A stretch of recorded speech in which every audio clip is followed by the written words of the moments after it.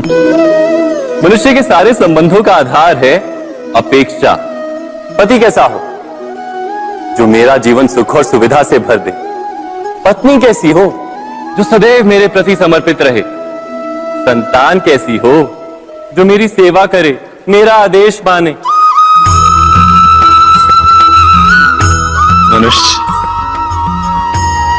मनुष्य उसी को प्रेम भी कर पाता है जो उसकी अपेक्षा पूर्ण करता है, और अपेक्षा की तो नियति है भंग होना। कैसे? क्योंकि अपेक्षा मनुष्य के मस्तिष्क में जन्म लेती है। कोई अन्य व्यक्ति उसकी अपेक्षाओं के बारे में जान ही नहीं पाता। पूर्ण करने की प्रामाणिक इच्छा हो तब भी कोई मनुष्य किसी की अपेक्षाओं को पूर्ण नहीं कर पाता, और वहां से जन्म लेता है संघर्ष। सारे संबंध संघर्ष में परिवर्तित हो जाते। पर मनुष्य अपेक्षा को संबंध का आधार ना बनाए और स्वीकार करे केवल संबंध का आधार, तो क्या ये जीवन स्वयमेव सुख और शांति से नहीं भर जाएगा? स्वयं विचार कीजिएगा।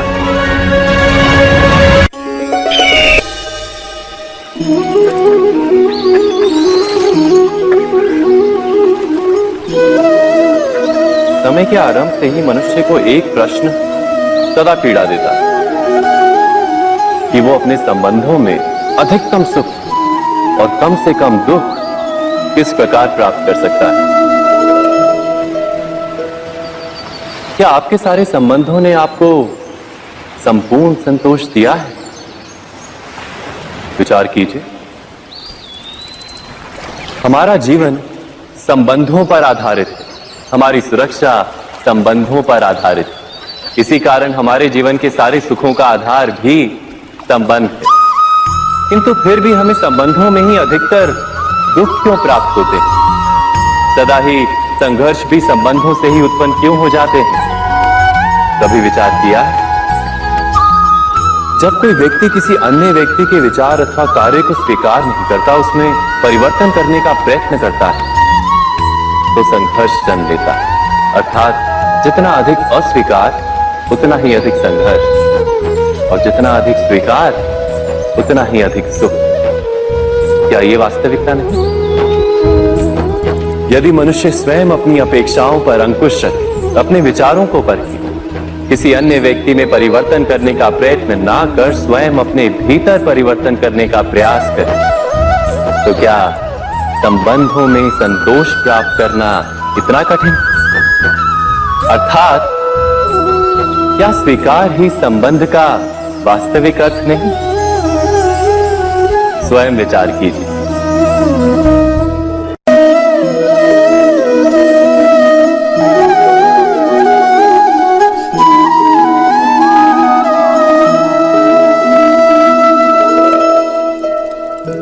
जब किसी व्यक्ति को किसी घटना में अन्याय का अनुभव होता है, तो वो घटना उसके अंतर को झकझोर देती। समस्त जगत उसे अपना शत्रु प्रतीत होता है। अन्याय लगने वाली घटना जितनी बड़ी होती है, मनुष्य का हृदय भी उतना ही अधिक विरोध करता है। उस घटना के उत्तर में वो न्याय मांगता है, और ये योग्य भी है। वास्तव में समाज में किसी भी प्रकार का अन्याय व्यक्ति की आस्था और विश्वास का नाश है। किंतु ये न्याय क्या है? न्याय का अर्थ क्या है? अन्याय करने वाले को अपने कार्य पर पश्चाताप हो, और अन्याय भुगतने वाले के मन में फिर से विश्वास जगे समाज के प्रति। इतना ही अर्थ है ना न्याय का। किंतु जिसके हृदय में धर्म नहीं होता, वो न्याय को छोड़कर बैर और प्रतिशोध को अपनाता है। हिंसा के बदले प्रतिहिंसा की भावना लेकर चलता है। स्वयं भोगी हुई पीड़ा से कहीं अधिक पीड़ा देने का प्रयत्न करता है, और इस मार्ग पर चलते अन्याय को भुगतने वाला स्वयं अन्याय करने लगता है। शीघ्र ही वो अपराधी बन जाता है। अर्थात न्याय और प्रतिशोध के बीच बहुत कम अंतर होता है, और इसी अंतर का नाम है धर्म। क्या ये सत्य नहीं? स्वयं विचार कीजिए। दो व्यक्ति जब निकट आते हैं तो एक दूसरे के लिए सीमाएं और मर्यादाएं निर्मित करने का प्रयत्न अवश्य करते हैं। हम यदि सारे संबंधों पर विचार करें तो देखेंगे कि इन सारे संबंधों का आधार यही सीमाएं हैं जो हम दूसरों के लिए निर्मित करते हैं। और यदि अनजाने में भी कोई अन्य व्यक्ति इन सीमाओं को तोड़ता है तो उसी क्षण हमारा हृदय क्रोध से भर जाता है। इन सीमाओं का वास्तविक रूप क्या है? क्या हमने कभी विचार किया?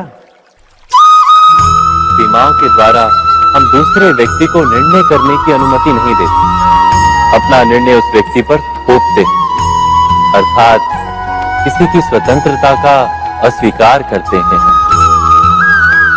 और जब स्वतंत्रता का अस्वीकार किया जाता है तो उसका हृदय दुख से भर जाता है, और जब वो सीमाओं को तोड़ता है तो हमारा हृदय क्रोध से भर जाता है। क्या ऐसा नहीं होता?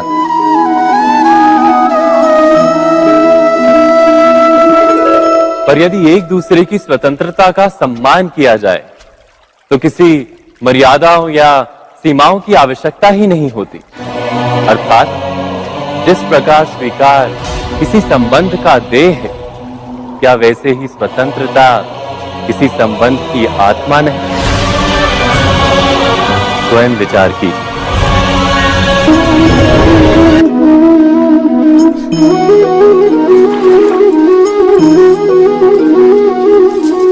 पिता सदा ही अपने संतान के सुख की कामना करते हैं, उनके भविष्य की चिंता करते रहते हैं।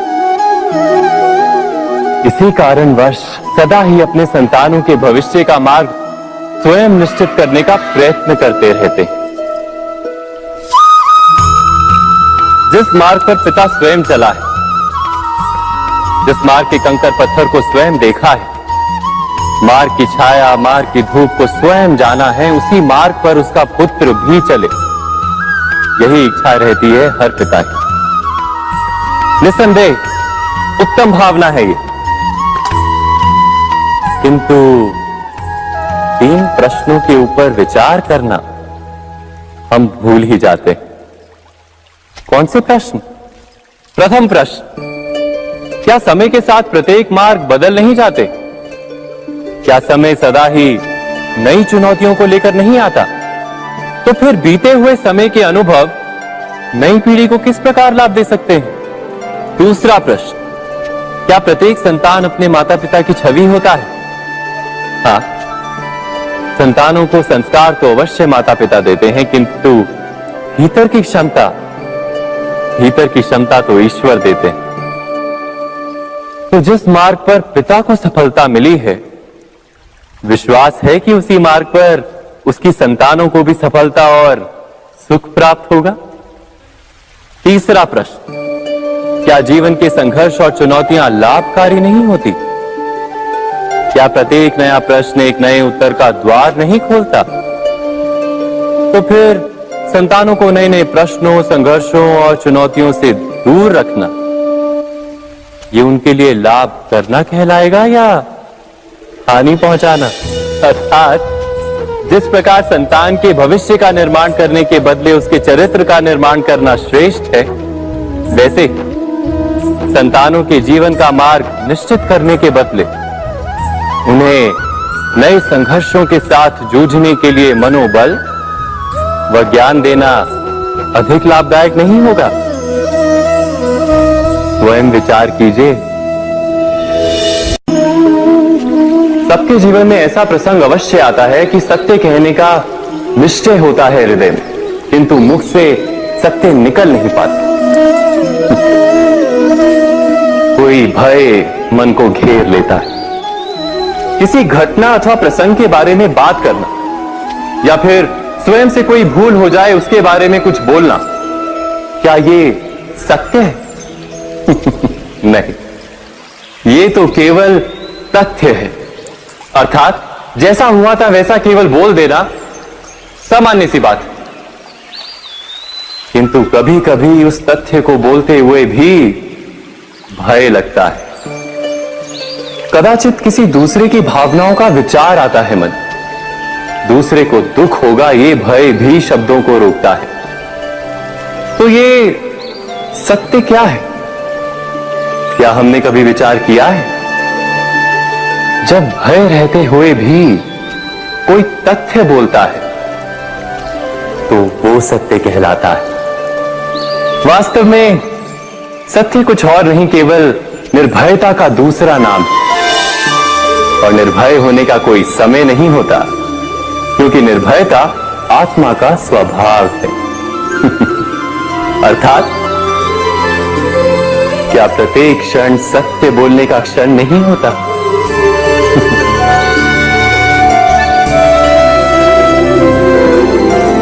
स्वयं विचार कीजिए, जब भी किसी की आशा और इच्छा भंग होती है तो उसका हृदय क्रोध से भर जाता है। जिस व्यक्ति को वो अपना अपराधी समझता है उसे दंड देने का प्रयत्न करता है। पर क्या हमारी इच्छा या आशा का भंग होना क्या सदा ही किसी का अपराध होता है? इच्छाओं के अपूर्ण रहने के तो कई कारण हो सकते हैं। कुछ तो संजोग के कारण अधूरी रह जाती हैं और कुछ नियति के कारण। और कभी कभी इच्छाओं का स्वरूप ही ऐसा होता है कि वो पूर्ण नहीं हो पाती। बिना परिस्थिति पर विचार किए किसी को अपराधी मान लेना न्याय नहीं, प्रतिशोध है। न्याय का आधार तो दया है, करुणा है, और प्रतिशोध का आधार क्रोध, अहंकार। अर्थात हृदय में करुणा धारण किए बिना किसी के अपराध के विषय में विचार करना, किसी को दंड देना, क्या अपने आप में ही अन्याय नहीं? स्वयं विचार कीजिए।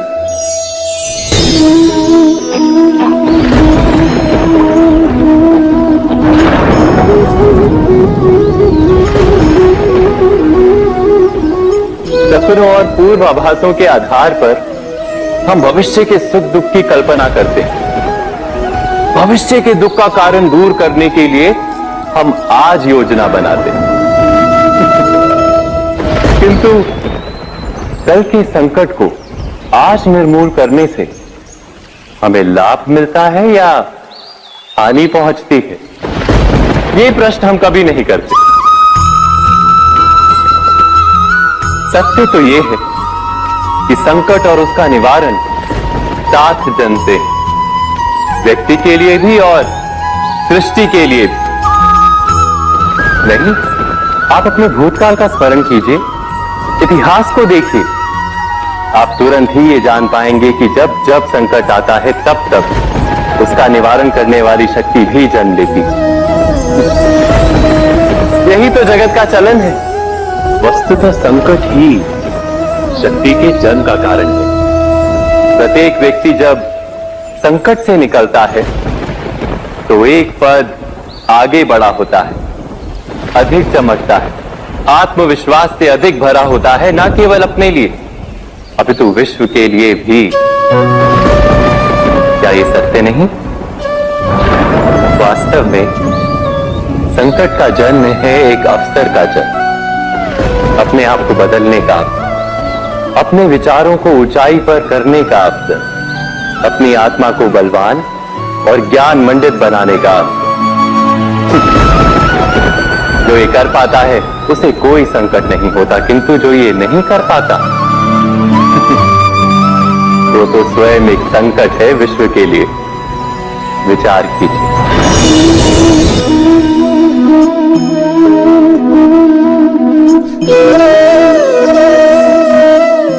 परंपरा में धर्म बसता है और परंपराएं ही धर्म को संभालने का कार्य करती हैं, ये सत्य है।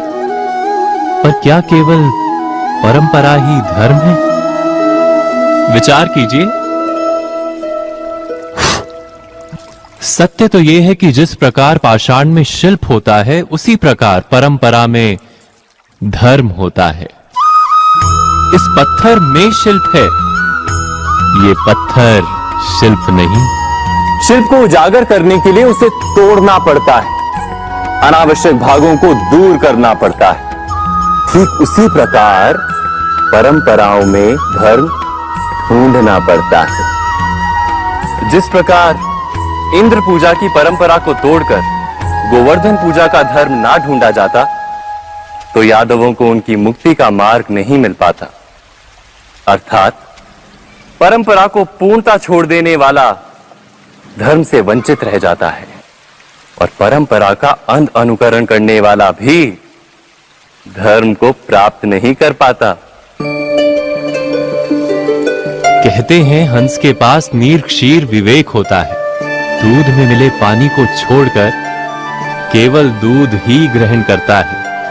तो क्या सच्चा धर्म प्राप्त करने के लिए हृदय में ज्ञान से जन्मा विवेक आवश्यक है? और ऐसे विवेक के बिना जिसे धर्म मान भी लिया जाए, जो वास्तव में धर्म ना भी हो, ऐसा भी तो हो सकता है। स्वयं विचार कीजिएगा।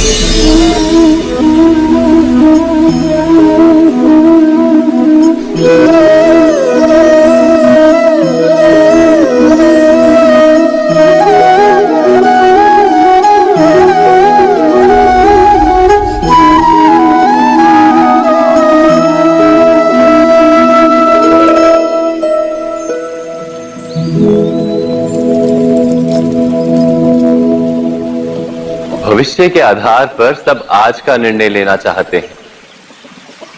भविष्य में सुख मिले, भविष्य सुरक्षित हो, ऐसे निर्णय आज लेने का प्रयत्न रहता है सबका। आप अपने जीवन को देखिए। क्या आपके अधिकतर निर्णय के पीछे भविष्य का विचार नहीं होता? और हो भी क्यों ना, अपने जीवन को सरल और सुखमय बनाने का प्रयत्न करने का अधिकार सबका है। पर भविष्य तो कोई नहीं जानता, केवल कल्पना ही की जा सकती है। तो जीवन के सारे महत्वपूर्ण निर्णय कल्पनाओं के आधार पर ही करते हैं हम।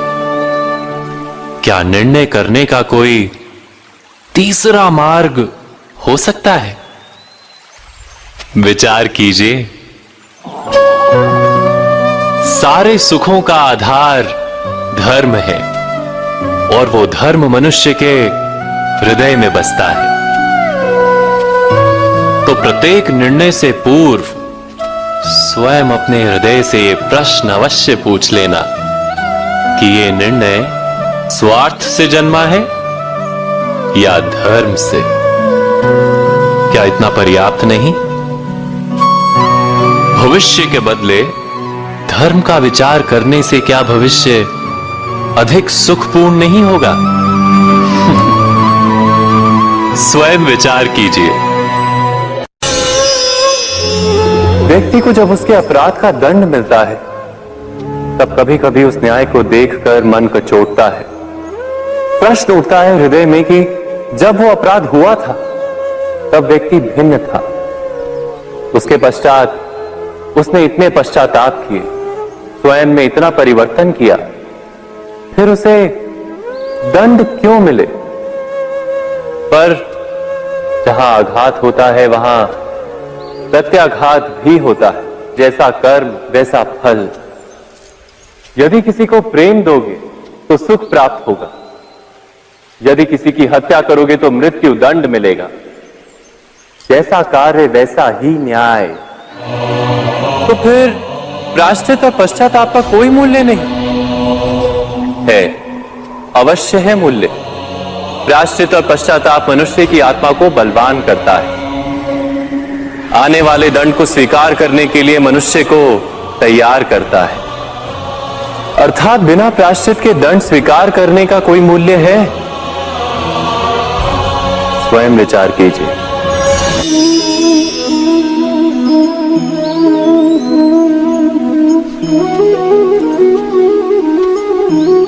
जब अपने किसी अच्छे कार्य के उत्तर में दुख प्राप्त होता है अथवा किसी को उसके दुष्ट कार्य में सुख मिलता है, तो मन अवश्य ये विचार करता है कि अच्छा कार्य करने का, धर्म के मार्ग पर चलने का तात्पर्य क्या है। पर दुष्ट आत्मा को क्या प्राप्त होता है ये भी देखिए। दुष्टता करने वाला हृदय सदा चंचल रहता है, अकुलाता रहता है। मन में सदा नए नए संघर्ष उत्पन्न होते हैं। अविश्वास उसे जीवन भर दौड़ाता है। क्या ये सुख है? जब भी धर्म पे चलने वाले, अच्छा कार्य करने वाले, सच्चरित्र व्यक्ति का हृदय शांत रहता है। परिस्थितियां उसके जीवन के सुख में बाधा नहीं बनती। समाज में सम्मान और मन में संतोष रहता है सदा। अर्थात अच्छा बर्ताव भविष्य में किसी सुख का मार्ग नहीं।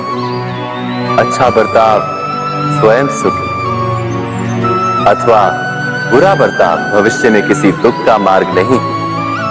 अधर्म उसी क्षण दुख उत्पन्न करता है।